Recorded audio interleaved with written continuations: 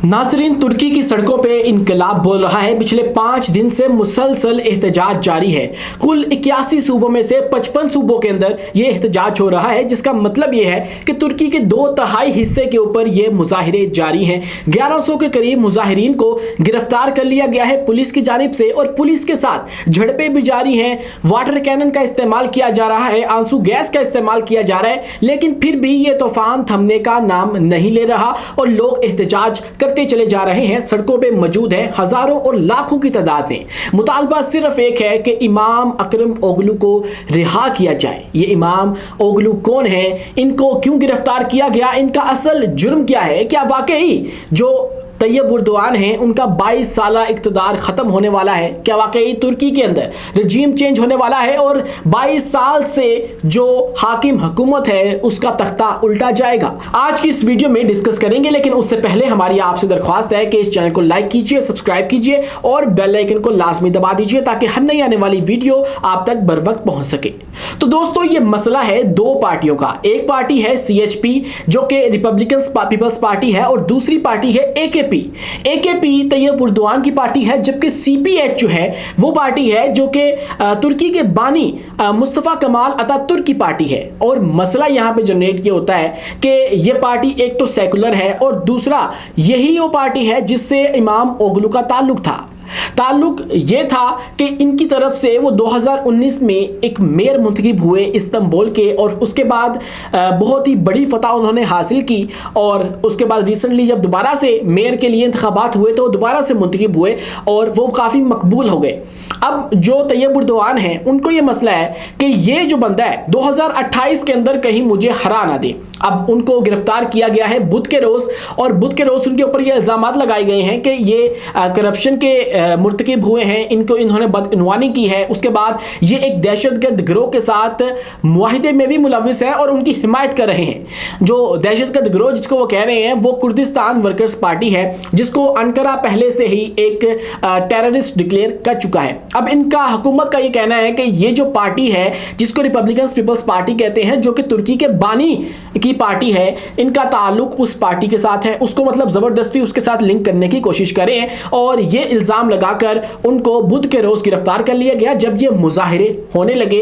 और मुजाहिरों के चक्कर में फिर जो है वो पुलिस ने भी एक्शन लिया और जो स्टेट है वो भी हरकत में आई, और फिर पुलिस के साथ झड़पें भी जारी हैं, उसके बाद गिरफ्तारियां भी हो रही हैं, और अब तक 1100 के करीब जो लोग हैं उनको गिरफ्तार कर लिया गया है। लेकिन फिर भी ये जो मुजाहिरे हैं वो थमने का नाम नहीं ले रहे और लोग सड़कों पर हैं। मुतालबा है कि इमाम ओगलू को रिहा किया जाए। इमाम ओगलू इंतहाई मकबूल हैं और इनका ताल्लुक जिस पार्टी से है उसकी पार्लियामेंट में 134 नशिस्तें हैं, जबकि जो AKP है तैयब एर्दोगान की पार्टी है उनके पास 272 सीटें हैं। यानी कि पार्लियामेंट के अंदर भी सबसे बड़ी जो अपोजिशन है वो यही लोग हैं।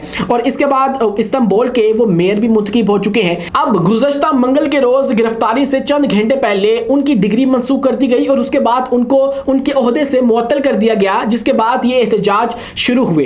अब जब उनकी डिग्री मंसूख कर दी गई तो उससे हासिल मकसूद ये था कि उनको उनकी पार्टी ने आने वाले जो 2028 के इलेक्शन थे उनके अंदर जो तैयब एर्दोगान है उनके खिलाफ एक सियासी उम्मीदवार के तौर पे खड़ा करना था सदारती इंतखाबात के अंदर। लेकिन जब उनकी डिग्री मंसूख कर दी गई, उनको उनके ओहदे से मुअत्तल कर दिया गया, तो उससे हुआ ये कि जो उनका सदारती इंतखाबात है उसके अंदर वो हिस्सा नहीं ले पाएंगे, और यूं उन्होंने अपनी एक जो सियासी पार्टी है उसको आउट करने के लिए कोशिश की। यही हर हुकूमत किया करती है जो कि आमराना मिजाज रखती है। हमने रिसेंटली देखा बांग्लादेश के अंदर भी ऐसा ही हुआ, जब कोई हुकूमत अपनी ओपोजिशन को क्रश करने पे उतर आए तो फिर वो इसी तरह के इल्जामात लगाकर असल जो मकबूलियत होती है उसको दबाने की कोशिश किया करती है। और पिछले 22 साल से तैयब एर्दोगान की तुर्की के ऊपर हुकूमत है। 2003 के अंदर ये वजीर आजम बने, और फिर जब 2014 के अंदर सदारती इंतखाबात हुए तो फिर ये सदर बने तुर्की के, और तब से लेकर अब तक ये सदारत संभालते आ रहे हैं। लेकिन अब मसला ये है कि रिपब्लिकन पीपल्स पार्टी जो है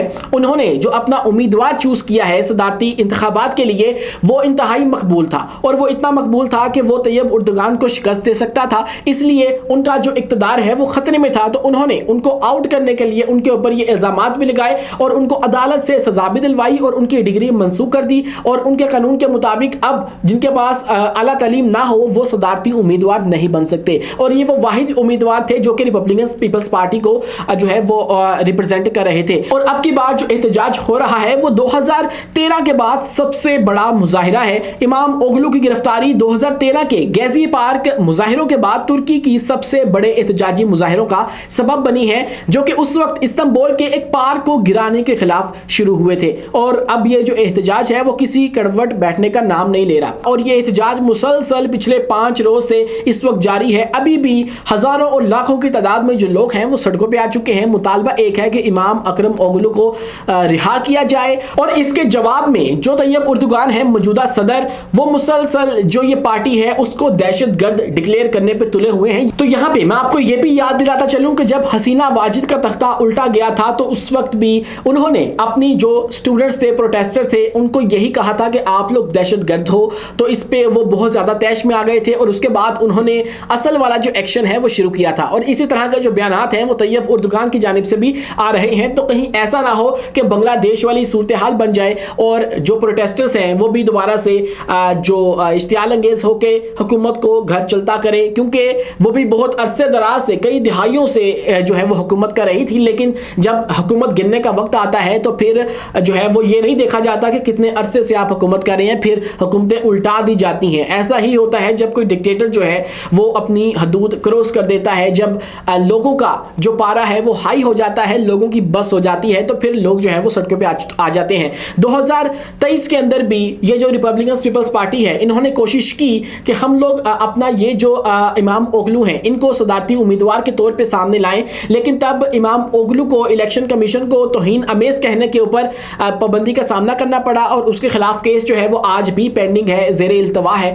और उसका भी कोई फैसला ना हो सका। और अब दोबारा से इनकी पार्टी ने फैसला किया था कि हम लोग तैयब उर्दुगान के खिलाफ अपना ये वाला उम्मीदवार जो है वो इलेक्शन के अंदर मैदान में उतारेंगे, लेकिन उसको उतरने से पहले ही गिरफ्तार कर लिया गया।